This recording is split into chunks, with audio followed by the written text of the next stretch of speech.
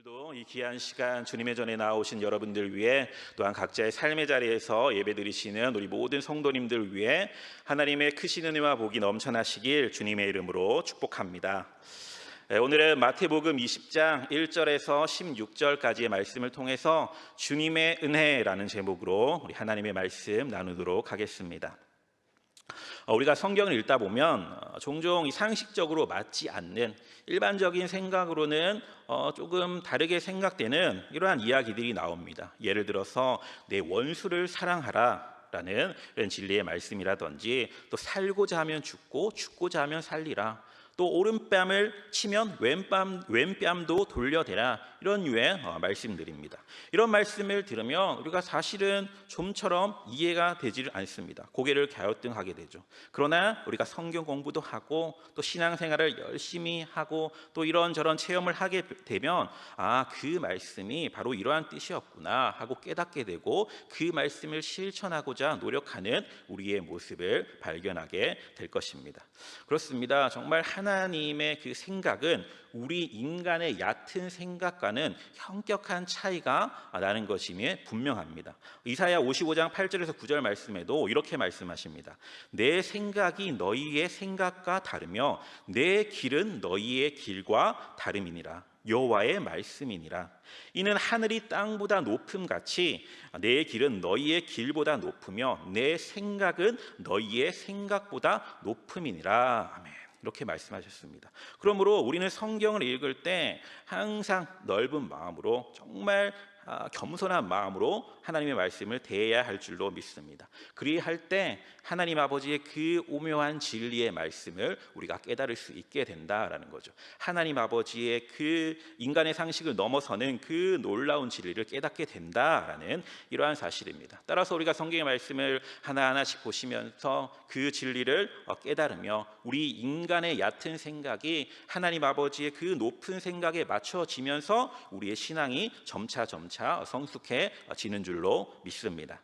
오늘 본문에도 바로 그런 말씀이 기록되어 있습니다. 사실 일반적인 상식으로는 잘 이해가 가지 않습니다. 그러나 역설적으로 이 말씀 속에 하나님의 진리가 있다라는 이러한 사실이죠. 우리 본문의 말씀을 함께 살펴보시며 주님 주시는 영적 진리를 깨닫는 귀한 시간 되시길 주님의 이름으로 축복합니다.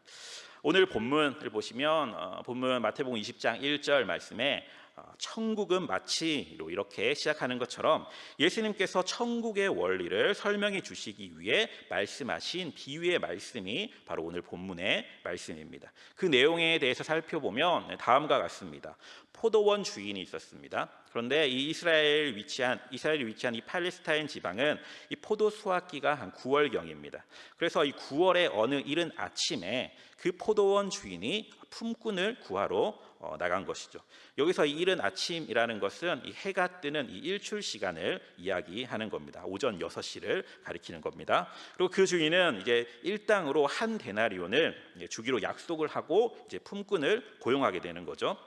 여기서 이 또 한 데나리온이라는 것은 당시 로마 화폐로 노동자의 하루 품삯을 말하는 그러한 데나리온입니다. 그래서 그렇게 이제 한 데나리온을 주기로 약속을 하고 사람들을 포도원에 들여보냅니다. 그리고 또 그 후에 제3시가 되어서 또 나가서 장터에 놀고 있는 사람들을 이 포도원 품꾼으로 고용하게 되는 것입니다. 여기서 잠시 유대인들의 시간에 대해서 살펴보면, 유대인들은 이 낮 시간, 일출하는 시간 오전 6시에서부터 일몰 시간 오후 6시까지를 낮 시간으로 잡는데 총 12시간이 되겠죠. 이 12시간을 12등분을 해서 제1시, 2시, 3시, 4시 이런 식으로 시간을 표시했습니다. 그러니까 이제 제3시는 언제입니까? 이 일출 시간이 오전 6시니까 제3시가 되니까 이제 오전 9시가 되는 것이겠죠. 이거 좀 더 쉽게 하면 시간에 일출 시간이 이제 6을 더하게 되면 우리가 일반적으로 아는 그러한 시간이 되겠습니다. 이렇게 제3시 즉 오전 9시에 또 오늘 본문 사전을 보니까 이번에는 정확하게 이 품삯을 정하지 않은 채 너희에게 상당히 주리라 라고 하고 이 품꾼을 고용하게 됩니다. 그 후에 제6시 그러니까 즉 정오 시간에도 또 그렇게 하게 되고 제9시 즉 오후 3시에도 그와 같이 했다라고 오늘 본문에 말씀하고 있습니다. 심지어 제11시면 이제 일몰 1시간 전입니다. 즉 오후 5시입니다. 그 5시에도 나아가서 이제 품꾼을 구하게 되는 것이죠. 그런데 이 주인이 품꾼을 고용할 때 오늘 본문 6절에서 7절 말씀을 보니까 다음과 같이 이야기하는 것을 보게 됩니다. 우리 본문 6절과 7절을 한번 띄워주시고요. 저기 보시면 이 주인이 사람들에게 어찌하여 종일토록 놀고 여기에 서 있느냐라고 묻습니다. 그러자 사람들이 7절에 뭐라고 이야기합니까? 우리를 품꾼으로 쓰는 이가 없습니다. 이렇게 대답을 하죠. 그랬더니 주인이 뭐라고 이야기합니까? 너희도 포도원에 들어가라 라고 이야기를 하는 것을 보게 됩니다. 그러니까 이러한 상황을 봤을 때 주인이 품꾼을 고용할 때 일손이 모자라서 그 품꾼을 고용하기보다는 이 놀고 있는 사람들을 차마 보지 못해서 품꾼으로 고용해 주려는 그러한 인상이 짙다라는 것을 우리가 볼 수 있습니다. 어쨌든 이제 이렇게 많은 품꾼들을 고용했고 이제 품꾼들이 고용되어서 포도원에 들어갔고 이제 마침내 이제 해가 저물게 됩니다. 이제 일이 끝났으니 어떻게 됩니까? 그들이 이제 일했기 때문에 일한 일당을 받아야 되겠죠. 그래서 품꾼들이 줄을 다 서서 이제 품삯을 받으려고 하고 있습니다. 그런데 이상하게 이 나중에 온 사람부터 주는 겁니다. 그런데 뭐 그거야 나중 온 사람을 먼저 주던 먼저 온 사람을 먼저 주던 그거는 그럴 수 있다 치지만 즉 이 제11시 오후 5시 그러니까 일하기 1시간 전에 들어온 사람들에게 얼마를 주었느냐 말씀을 보니까 한 데나리온을 주었다라고 말씀하고 있습니다. 아마 그 1시간 전에 들어온 사람들 제11시에 들어온 사람들을 얼마나 감격했겠습니까? 사실 일몰 1시간을 놔두고 그들이 고용된 것만 해도 정말 감사하고 감지덕지일 텐데 전혀 예상치도 않게 하루치 품삯을 다 받게 된 겁니다.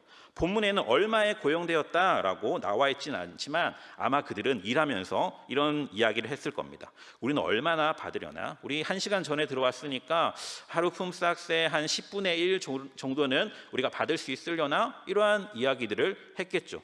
그러면 이제 그런데 이 하루 품삯인 이 한 데나리온을 받았다라는 겁니다. 그러면 이제 그 위에 받는 사람들은 어떤 이야기를 하겠습니까? 야, 지금 1시간 전에 들어온 사람들이 한 데나리온 받았으니까 우리는 정말 더 많은 품삯을 받을 수 있겠구나. 정말 제일 먼저 아침부터 들어온 그 사람들은 정말 수많은 품삯을 내가 받을 수 있겠구나. 부푼 마음으로 기다리고 있었던 거죠. 그런데 어떻게 됩니까? 일찍 온 사람도 똑같이 모두 다 한 데나리온씩 받았다라는 겁니다. 그러자 그들의 반응이 이제 어떻게 됩니까? 본문 11절을 보니까 주인을 원망했다라고 이야기합니다. 주인을 원망하며 따지고 이제 난리가 난 겁니다.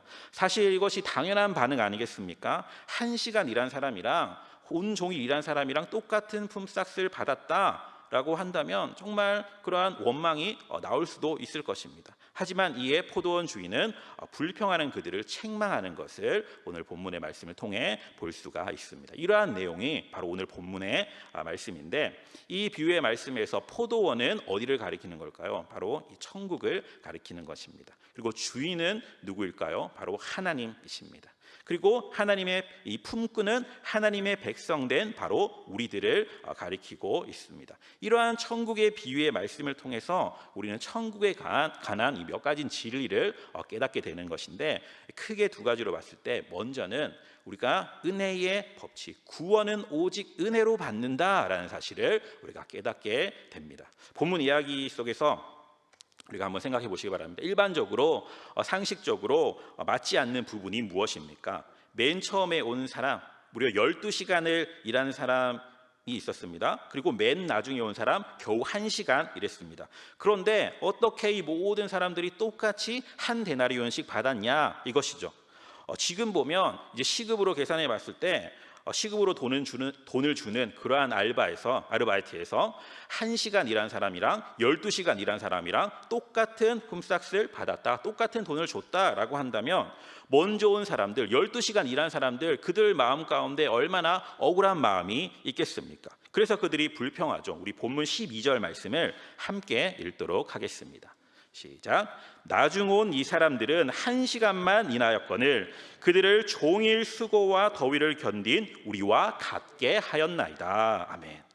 여러분 한번 생각해 보시기 바랍니다. 정말 상식적으로 시간 수대로 쳐서 삭스를 주는 것이 당연한 것 아니겠습니까? 정말 먼저 온 사람들이 불평하며 이 볼멘소리를 하는 것이 어찌 보면 너무나 당연한 것입니다. 우리가 만약 그들의 입장이었다라고 할지라도 동일한 반응이었을 것이다 라고 생각이 됩니다.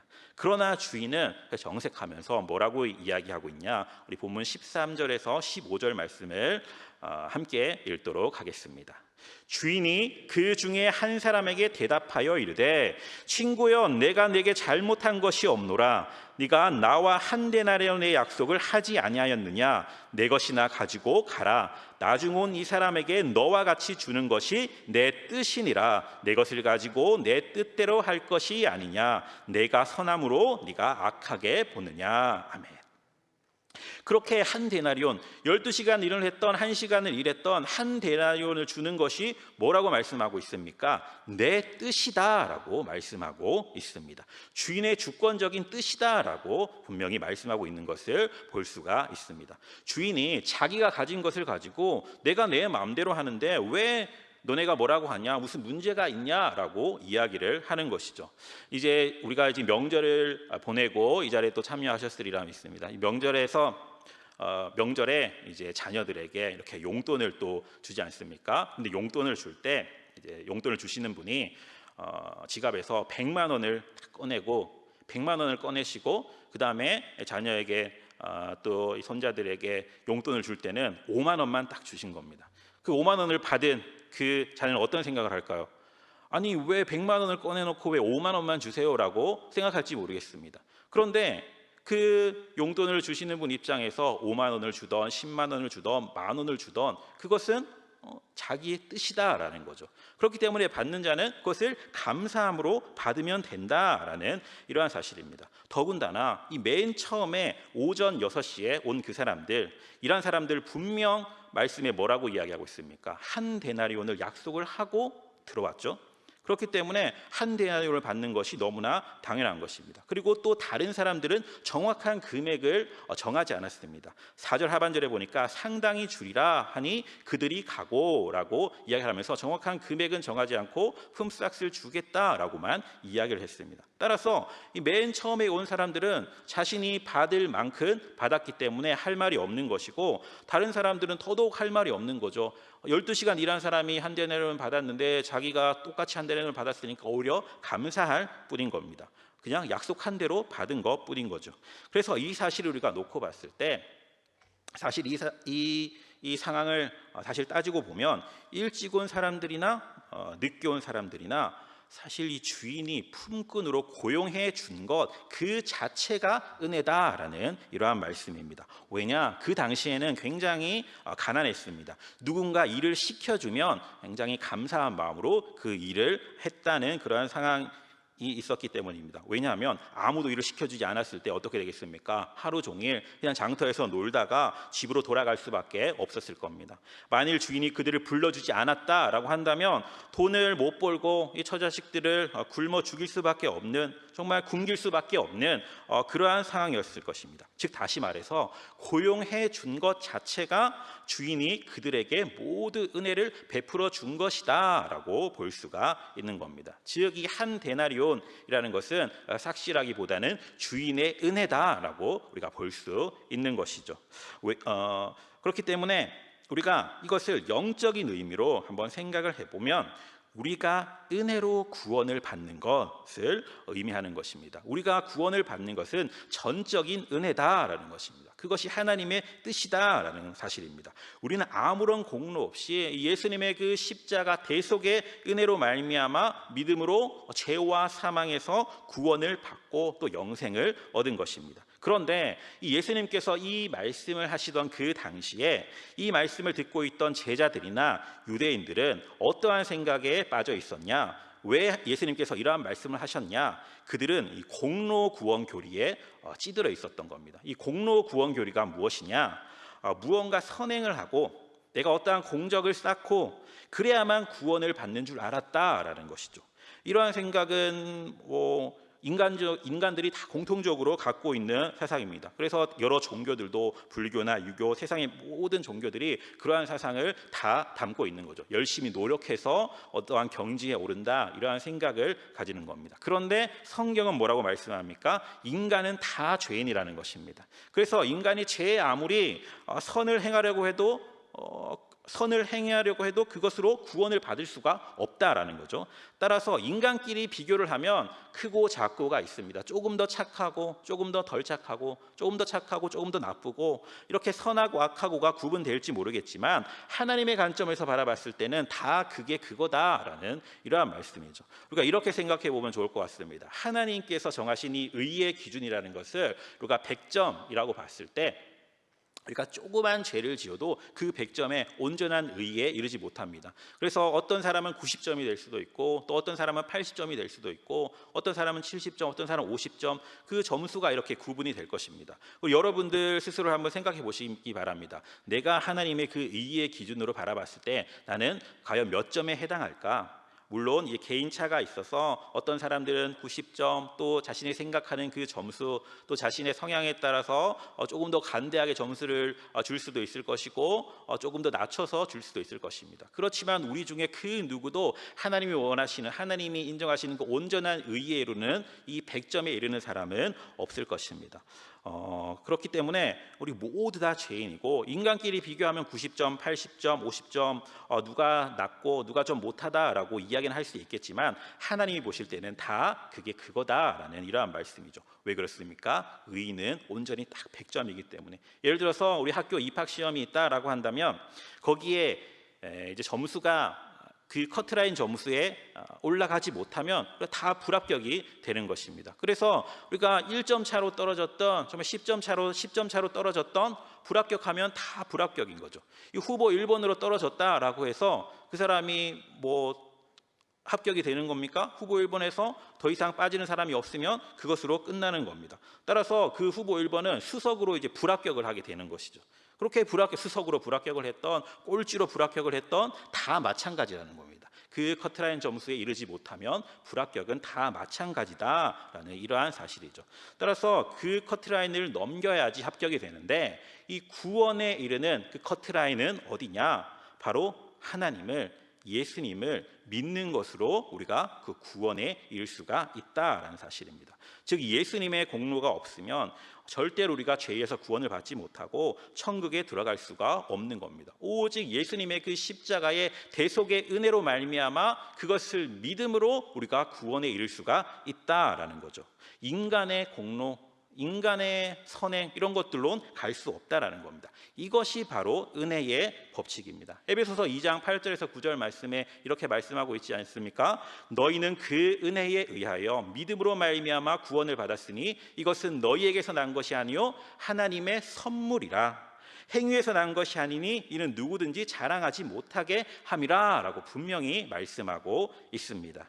그렇기 때문에 이 은혜의 법칙 때문에 우리 인간이 구원을 위해 할 수 있는 것은 오직 한 가지밖에 없는 것이죠. 이런 은혜의 믿음입니다. 그런데 이러한 은혜의 법칙을 가장 분명하게 보여주는 이 성경의 예가 있는데 십자가에 달린 그 강도의 이야기입니다. 그는 평생 죄만 짓다가 이제 마지막에 회개하고 예수님을 믿게 되죠. 그런데 어떻게 됩니까? 누가복음 23장 말씀에 보니까 이르되 예수여 당신의 나라에 임하실 때에 나를 기억하옵소서 하니 예수께서 이르시되 내가 진실로 내게 이르노니 오늘 내가 나와 함께 낙원에 있으리라 라고 말씀해 주십니다. 마지막 순간 믿었지만 예수님께서 친히 육성으로 그의 구원을 인정해 주셨다, 구원을 보장받았다, 천국에 들어갔다라는 이러한 말씀입니다. 얼마나 아슬아슬하게 천국에 들어간 그러한 케이스입니까? 정말 너무나 감사할 것입니다. 그 강도가 천국에 들어가서 얼마나 감격했겠습니까? 또 한편으로는 정말 가슴을 쓸어내렸을 것입니다. 그 상황에 내가 주님께 믿음을 고백하지 못했고 회개하지 못했다면 나는 지금 이 천국에 이르지 못했을 것인데 정말 감격하면서 이것이 은혜이구나 라고 고백했을 것입니다. 따라서 우리 먼저 믿은 자들이 꼭 유의해야 할 것이 있습니다. 그것은 우리가 오래 믿었다라고 해서 자신의 공로가 있는 양 착각해서는 안 된다라는 이러한 사실이죠. 그러니까 평생 믿고 평생 수고하고 헌신했다라고 할지라도 그것으로 우리가 구원을 받는 것이 아니기 때문입니다. 그것은 단지 이미 은혜로 구원받은 것을 감사하는 마음에서 나오는 어찌 보면 당연한 행위, 믿음으로 말미암는 행위이기 때문입니다. 우리가 사실 신앙생활을 하면서 믿음이 없이도 교회에 봉사할 수 있습니다. 전도할 수 있습니다. 그런데 우리가 믿으면서 섬김과 이 봉사, 전도를 하지 않는다라고 한다면 그것은 우리의 믿음을 다시 한 번 더 생각해 봐야 된다라는 거죠. 믿음으로 말미암는 당연한 행위가 바로 섬김과 봉사 또 전도, 주님께서 주신 사명들을 감당하는 것이기 때문에 우리가 이 사실을 유의해서 생각해야 봐야 될 것입니다. 그런데 또 이 강도의 이야기를 또 우리가 보면서 은혜로 또 구원을 받는 것을 들으면서 또 삐딱하게 이렇게 생각하는 사람들이 또 있을 수 있습니다. 그러면 일찍 믿으나 늦게 믿으나 어차피 똑같은 거면 뭐하러 일찍 믿냐? 죽기 전에 강도처럼 이제 내가 내 목숨이 다하기 전에 그때 하나님을 믿으면 되지 뭐하러 일찍 믿어? 차라리 죽기 전에 믿는 것이 더 효율적이고 그렇게 믿는 것이 내가 세상 살기 더 편할 것 같은데 라고 이렇게 생각할지 모르겠습니다. 하지만 그것이 절대 아니다라는 거죠. 영생은 우리가 죽어서 천국에 가서 시작되는 것이 아니기 때문입니다. 이 사실을 모르고 하는 이야기입니다.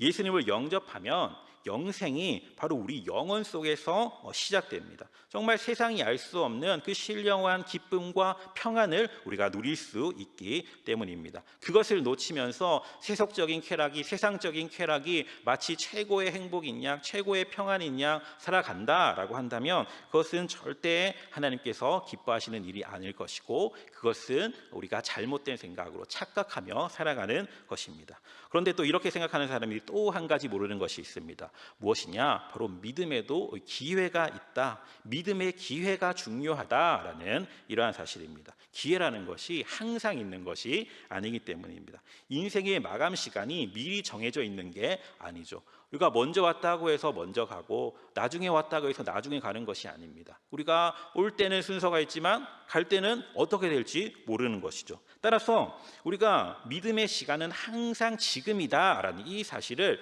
분명히 기억해야 될 줄로 믿습니다. 이사야 55장 6절 말씀에도 너희는 여호와를 만날 만할 때에 찾으라. 가까이 계실 때에 그를 부르라 라고 말씀을 하고 있습니다. 그러므로 우리가 이 기회를 놓치면 영영 놓칠 수도 있다라는 이러한 사실입니다. 그렇다면 여기서 우리가 이제 깨닫는 바가 있는 것이죠. 그것이 무엇입니까? 우리가 당장 무엇을 해야 되겠습니까? 바로 전도를 해야 된다라는 사실입니다. 왜 그렇습니까? 지금 기회를 놓치면 영영 그 믿음의 기회를 놓칠 수도 있기 때문입니다. 내 어머니, 내 아버지, 내 자녀들, 내 친척들, 내 이웃들 그들 다 구원받아야 되지 않겠습니까? 언제 받아야 될까요?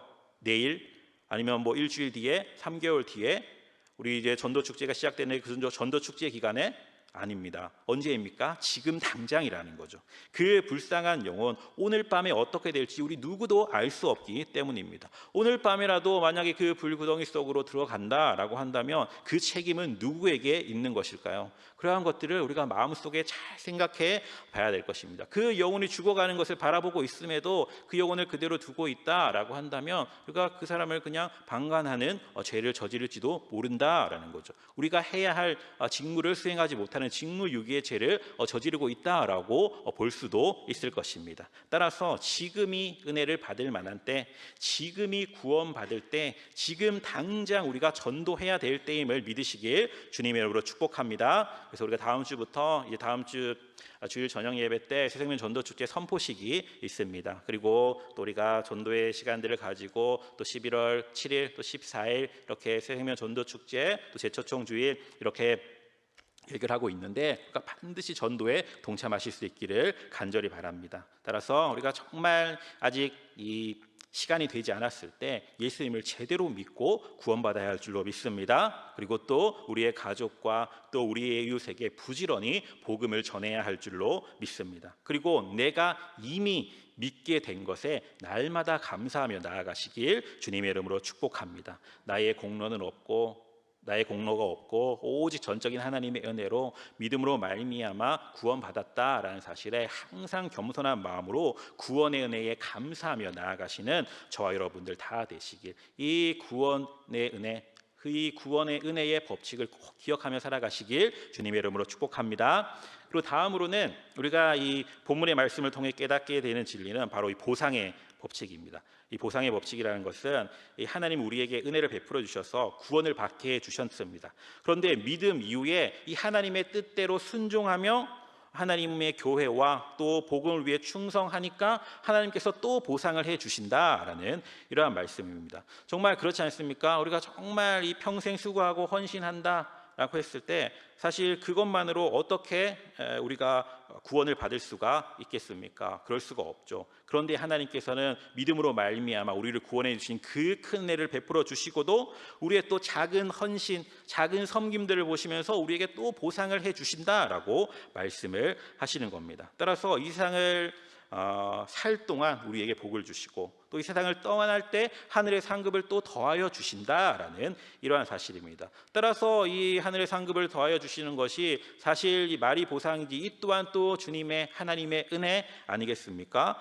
우리가 이 사실을 꼭 기억하며 나아갈 수 있기를 간절히 바랍니다. 우리가 정말 구원의 감격으로 인하여서 감사하며 수고하는 것이 너무나 당연한 것입니다. 정말 내 생명을 이미 죽은 내 목숨, 그렇죠? 그런데 하나님의 은혜로 말미암아 다시 살려주셨으니까 그 은혜에 얼마나 감사합니까? 그 은혜에 감사하며 수고와 헌신을 했는데 하나님께서는 그 수고와 헌신을 기억하시고 또 하늘의 상급을 부어주신다, 보상해 주신다라고 말씀해주고 계시기 때문입니다. 이것이 또한 주님의 얼마나 크신 은혜입니까? 그렇다면 과연 그 보상의 기준은 무엇일까요?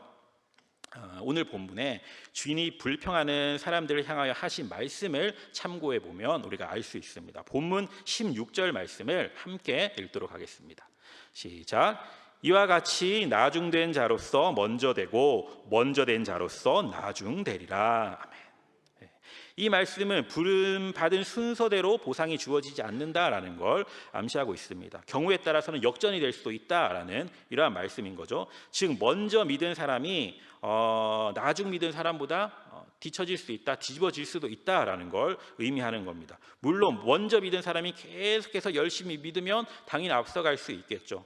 그러니까 다시 정리해 보면 먼저 믿든 나중에 믿던 결국 중요한 것은 무엇이냐? 지금 내가 믿은 그 자리에서 최선을 다하여 하나님을 믿고 하나님의 뜻을 따라 살아가는 것이 중요하다라는 것을 본문에서 분명히 말씀하고 있습니다. 우리가 먼저 믿든 나중에 믿든 다 나름대로의 이점들이 있습니다. 늦게 믿은 사람들의 이점은 뭐가 있을까요? 늦게 믿었기 때문에 남은 날이 얼마 남지 않아서 더 열심히로 일하고 더 충성되게 일할 것입니다. 오늘 본문에 제11시 일몰 1시간 전에 들어온 사람들 이제 1시간 남았는데 고용이 됐기 때문에 얼마나 힘도 넘치겠습니까? 그러니까 더 열심으로 일하고 충성을 했을 겁니다. 그러니까 주인이 보기에는 또 그 모습이 굉장히 기뻐 보이고 또 굉장히 사랑스러웠을 겁니다. 그렇기 때문에 그에게 더 사랑을 베풀어 주지 않겠습니까? 그렇게 우리가 먼저 믿는 사람도 분명히 이점이 있다라는 거죠. 그다음 나중에 믿는 사람도 그런 이점이 있다라는 겁니다. 그리고 먼저 믿은 사람은 또 얼마나 좋습니까? 사실 이 먼저 믿는다라는 것이 저도 사실 모태신앙인데 저 어렸을 때 모태신앙을 이제 아예 못한다고 모태신앙 이렇게도 막 표현하는 것들을 봤는데 사실 처음에는 이 모태신앙으로 태어난 것이 그렇게 감사하다라고 생각해 본 적이 없었습니다. 어릴 때는 특별히 감사하지 않았는데 주변의 친구들이 야 그래도 너는 기독교 가정에서 태어나서 예수님 잘 믿어서 좋겠다라고 하는데 그래 그랬지만 정말 실제적으로 내가 기독교 가정에서 태어난 것이 그렇게 감사한 일인가 별로 그렇게 체감되진 않았습니다. 그런데 내가 시간을 지나면서 계속해서 이렇게 살아가다 보니까 이 먼저 믿게 되니까 조금 더 신앙의 성숙을 이룰 수 있는 기회들이 많다라는 것을 발견했고, 조금 더 하나님께 충성할 수 있는 기회가 많다라는 것을 깨닫게 되었습니다. 그리고 무엇보다 참 감사한 것은 하나님을 믿게 되니까 사실 알게 모르게 제 마음 가운데 평안함이 있는 겁니다. 평안함이 있고, 내가 분명 두렵고 떨리는 일들이 있음에도 불구하고 저 일 분명히 하나님께서 해결해 주실 거야, 하나님께서 반드시 나를 이끌어 주실 거야, 나를 의의 길로 선의 길로 인도해 줄 거야 라는 이러한 막연한 믿음이 있게 됐고, 또 예수님을 믿고 나의 구주로 고백하면서 그 신앙이 더욱더 견고해지는 것을 보게 되었습니다. 그래서 정말 하나님을 먼저 믿고 정말 태어날 때부터 부모님이 믿음으로 신앙으로 양육하여 주신 것에 너무나 감사하는 그러한 마음을 가졌던 것 같습니다. 계속해서 그렇게 성장해 나아가면 좋겠는데, 우리가 먼저 믿었다라고 할지라도 그러한 삶을 또 그런 진리를 깨닫지 못하는 이러한 경우들이 있다라는 거죠. 정말 별것도 아닌 것을 굉장히 내가 뭔가 이룬 것처럼 말하는 경우들이 있고, 무엇보다 영적으로 교만해지는 이러한 경우도 있다라는 사실입니다. 그래서는 절대 안 될 것입니다. 왜 그렇습니까? 우리는 먼저 믿었던, 나중에 믿었던 오직 하나님의 은혜로 구원을 받았다라는 이 사실은 절대 변치 않는 것이기 때문입니다. 그래서 우리는 정말 평생 수고하고 헌신한다, 먼저 믿어서 평생 수고하고 헌신한다라고 할지라도 그것은 너무나 당연한 사실입니다. 왜냐? 내가 이미 죽은 바 되었다가 새 생명을 얻었기 때문에 그 은혜에 감사하며 사는 것이 당연한 것이죠. 따라서 우리가 일찍 믿었다고 해서 교만하거나 태만해서는 절대 안 될 것입니다. 왜냐하면 오늘의 말씀처럼 먼저 된 자로 나중될 수도 있다라고 말씀하고 있기 때문입니다. 따라서 본문 16절의 말씀이 어떠한 의미입니까? 일찍 믿었으면 일찍 믿은 대로, 늦게 믿었으면 늦게 믿은 대로 맡은 바 자리에서 최선을 다하며 나아가는 것이 하나님께서 우리에게 말씀하시는 진리의 말씀입니다. 그래서 세상에서는 정말 1등을 최고로 쳐줄지 모르겠지만, 하나님 아버지의 관점에서 하나님의 자녀들을 하나님은 어떻게 바라보시냐? 하나님은 최선을 다하는 자가 최고로 쳐주신다라는 이 사실을 우리가 꼭 기억하시길 주님의 이름으로 축복합니다. 말씀을 정리하겠습니다. 사랑하는 성도 여러분, 오늘 우리가 마태복음 20장 1절에서 16절 말씀을 통해서 이 포도원 품꾼의 비유를 들었습니다. 오늘 말씀을 통해서 우리가 분명히 기억해야 될 사실이 무엇입니까? 오직 우리는 하나님의 은혜로 구원을 받았다라는 사실이며, 그 은혜로 평생 뜨겁게 감격 속에 살아야 된다, 감사하며 살아야 된다, 하나님의 은혜를 기억하며 살아야 된다라는 이러한 사실입니다. 나아가 정말 인생의 끝날이 올 때까지 우리가 최선을 다하여서 맡은 바 자리에서 충성을 하며 나아가야 될 줄로 믿습니다. 그렇다면 우리가 하나님 아버지의 뜻을 순종하며 충성하는 것, 가까운 실천으로 해본다면 뭐가 있겠습니까? 바로 이 전도이죠. 다음 주 이 새생명 전도체 선포식이 진행되고 우리가 전도의 자리에 나아갈 것입니다. 우리가 열매를 맺어야 되지 않겠습니까? 전도해야 되지 않겠습니까? 그것이 바로 교회의 사명이고 우리의 믿음이 성장하는 그러한 기회일 줄로 믿습니다. 따라서 우리 모두가 하나님 아버지의 말씀에 순종하며 충성하기 위해서 정말 가까운 실천부터, 가까운 자리에서 내가 할 수 있는 것이 무엇인가 찾아보고 생각해보고 그것을 실천함으로 주님께 온전히 충성할 수 있는 저와 여러분들 다 되시길, 그로 말미암아 주님 주시는 모든 복을 누리며 살아가시는 저와 여러분들 다 되시길 주님의 이름으로 축복합니다.